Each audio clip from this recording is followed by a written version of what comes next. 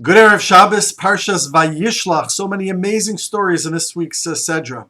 Yaakov Avinu famously encounters a mysterious man, unidentified, and engages him in battle in the middle of the night. Says the pasuk, "Vayivaser Yaakov levado." Yaakov remained alone. Vayeovek ish imo, and the man, that ish, unidentified, engages him in a struggle.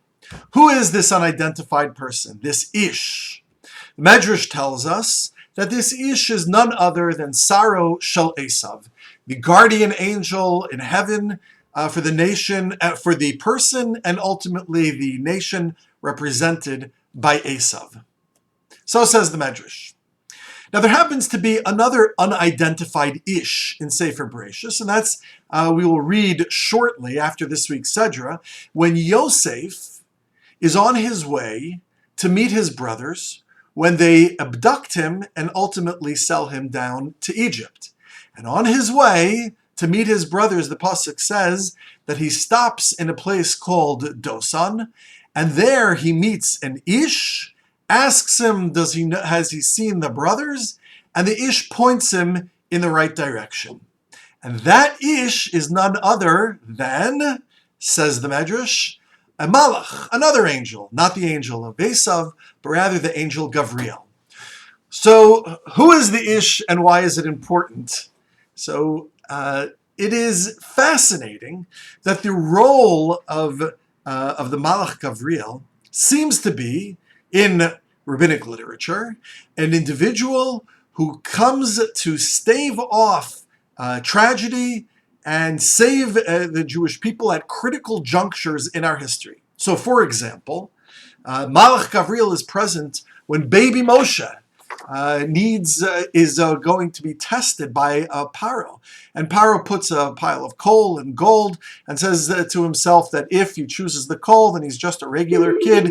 If he chooses the gold, then it seems that he has some genetic designs for power. So here, the Malach pushes pushes Moshe's hand to the coal. Famous story, and that saves Moshe's identity and Moshe's life. In addition, Moshe is spurned to cry by the Malach Gavriel when being spotted by Bas Paro, and this would cause Bas Paro to have sympathy and empathy for this crying child and to save him and ultimately to rear him. Once again, the Malach Gavriel is there to head off some type of catastrophe or tragedy. Additionally, the Medrash tells us that the Malach Gavriel is present to ensure that Esther discloses the identity of Haman to Achashverosh, exactly who he is and what his designs are.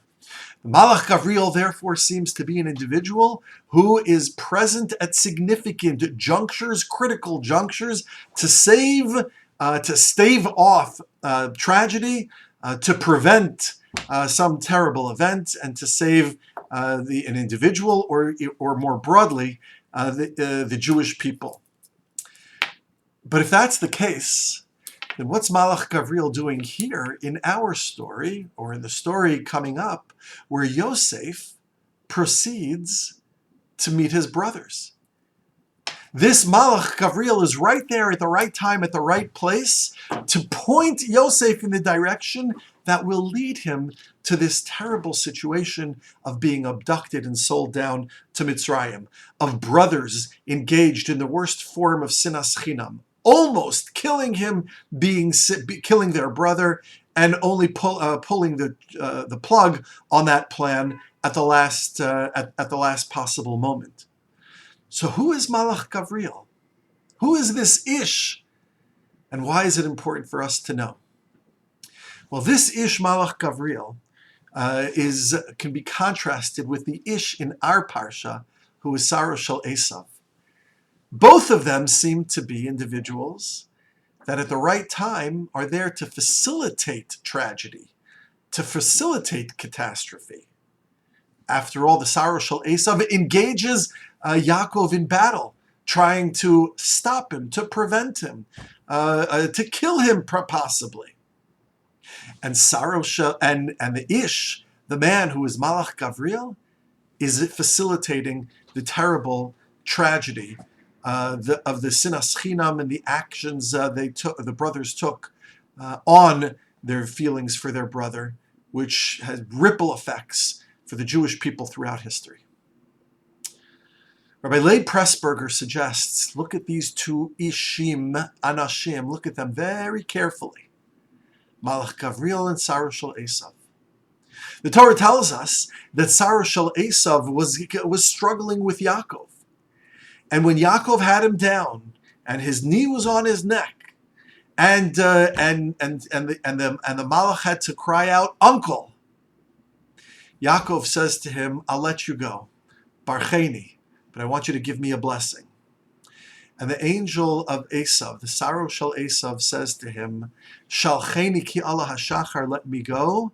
The Medrash says, because I have to go give praise to Hashem. I don't have time to give you a bracha. Contrast that with the Malach Gavriel when he saw Yosef.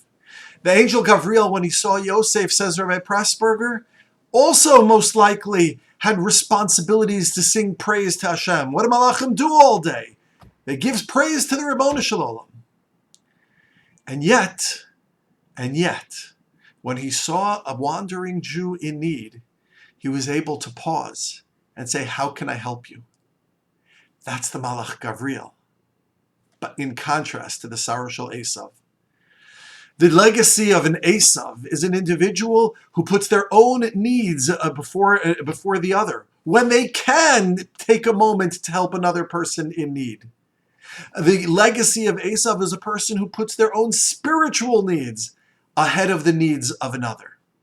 The legacy of Esav is an individual who puts their religious needs ahead of another person in need.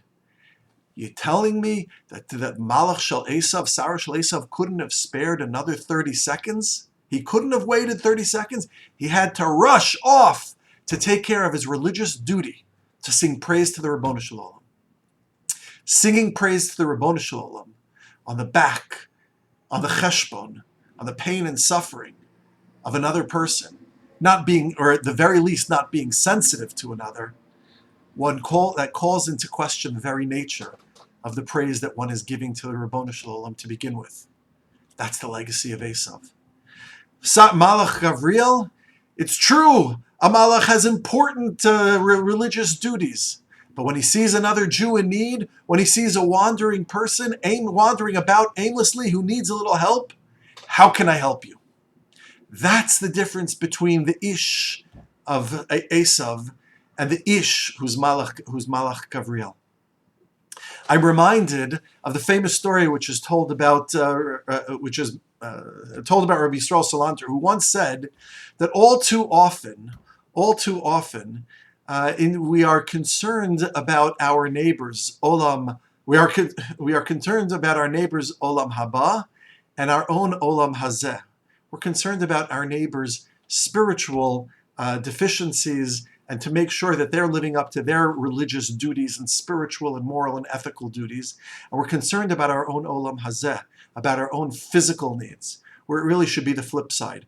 We should be concerned about our neighbor's olam hazeh, our neighbor's physical needs, and our own olam haba, and take care of our own moral and ethical spiritual challenges to refine ourselves while giving help to others, rather than refining others and giving help to ourselves.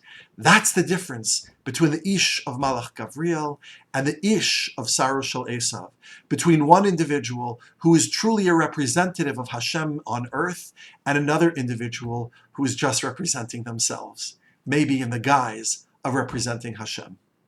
This is the choice that we have. Will we follow the angel of heaven, or will we be like the angel of Esav? The answer to that question lies in our own two hands and how we use them to help others. Good Shabbos.